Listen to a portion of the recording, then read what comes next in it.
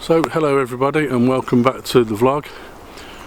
Just a quick explanation about Tuesday for you. I would normally be popping a video up online on a Tuesday evening for you guys to see, but this week I didn't do that, and the main reason for that was in my last video last week I was talking to you about the possibility of me entering the Landscape Photographer of the Year competition.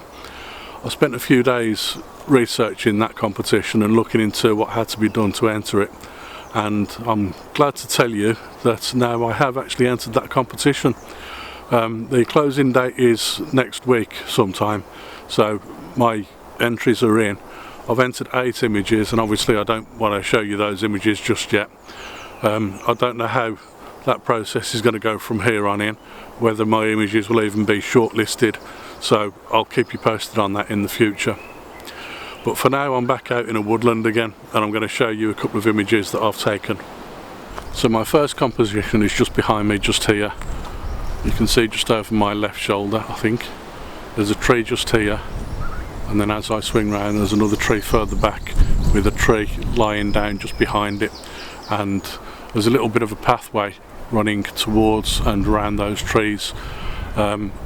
Unfortunately on the ground there's also quite a lot of very young immature holly bushes lying around, and I'm trying to work out exactly which is the best composition there. But I've come up with something, and I'm shooting at 17mm so I can get a wide angle and get this tree and this lying down tree all into the same image. It looks pretty impressive. I'm shooting at f/16 because this is another episode in the one project. So with this project I'm shooting everything with one aperture at the same time, so every image will all have an f/16 aperture. But with this particular image I've shot at f/16 with a 1/15 of a second shutter speed and ISO 400, and it's given me quite a nice image. With the first image I've shot in landscape orientation, so I've got all of the trees in, and I'm also using the depth because I think it looks quite interesting. I've had to shoot 3 separate images, one focusing on this tree here, one focusing on the next tree, and one focusing slightly further back. So hopefully I'll get a nice sharp image all the way through. My second image is in portrait orientation, so I've zoomed in to 40mm on a 17 to 40mm lens, and I'm actually focused on this tree and creating a portrait image of that tree because I love the colours in the bark, so it was quite a nice image to shoot.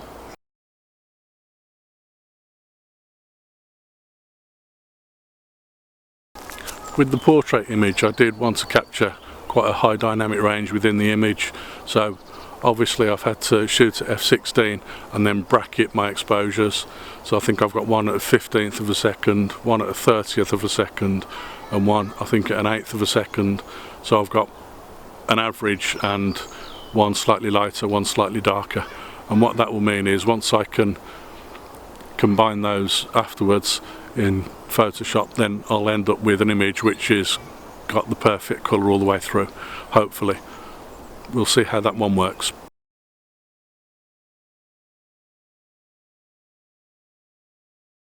I'm going to move on now. I've taken those images and see if I can find any more compositions that are interesting. But one thing I've noticed is I'm kind of exposed to people here. Just behind me there's a path that runs along the side of this woodland, and every now and then a few people walk past and give me a really dirty look as if I'm doing something wrong. I'm just taking photos. Anyway, I'll move on and let's see what else we can get. So I'm in an area of Sutton Park in the West Midlands, and this particular spot is known as Hollyhurst, and it's an area where I've never actually explored before, and I've discovered that there are quite a few little pathways leading all around it, and it's really quite interesting. In a previous vlog I talked about some trees that have got a very kind of copper colour to them, copper effect on the side of the bark, on the tree trunks, and I've discovered the same thing here. It's only probably a few hundred yards away from where I took previous photos, but just behind me there's another tree there, and then there's one this side, and then as I swing around there are more in the background as well. And I was just wondering if anybody knows what causes that effect on the trees. Please write it in the comments below and let me know, because it's quite an interesting phenomenon and it seems to be quite localised around here. Well, I couldn't find anything at the last spot, but I've just got a couple of little things I'd like to show you just here. Just behind me, literally just over my shoulder, as I look back along the path that I've just walked down, there's a series of trees just either side of the path that I want to try and capture.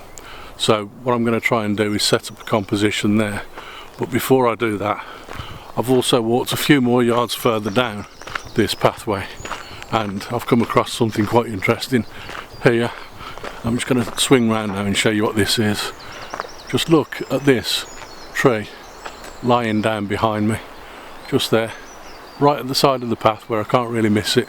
So that's going to be another interesting composition, and I'm going to use that little space that's almost a cutting just there at the left hand side of the image,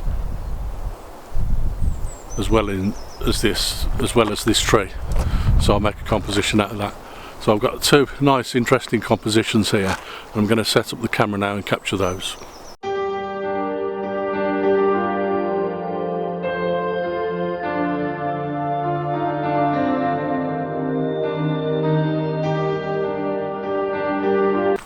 So it would appear that I'm lost again. That's quite interesting, isn't it? If I'm not stepping in something, I'm getting lost. So I'm going to see if I can find my way out of this little woodland. Okay, so I'm not lost. Just another quick note to tell you about those last images that I took. I'm on the opposite edge now of Hollyhurst, and I think I've pretty much found my way back to a spot that I know. So the previous two images, the first one I was looking back up that path towards an S-curve in the path as the path rose up a slight slope, and I'd got the trees either side, so the trees were kind of in the mid-ground, and I focused on a little part of the path just a few yards in front of the trees, and then on those trees at the side of the path themselves, and then a little bit further back there was another tree just around the S-curve of the path where you couldn't really see anything else, and this tree just appeared from in the middle of that, and it was like a Y shape. And I just thought that looked nice in the background as well. It was a little bit dark, but it kind of suited the image. And then the next one, of course, was that lying tree. What I liked the most about it was the fact that there were a lot of dead ferns that were all covering the tree, and it was all hidden. It made it kind of a really interesting colour, because it had got the golden colour of the ferns all running across the edge of the side of the tree. Really interesting. I hope you liked it. I certainly did. Now I'm going to move on. Found my way out eventually.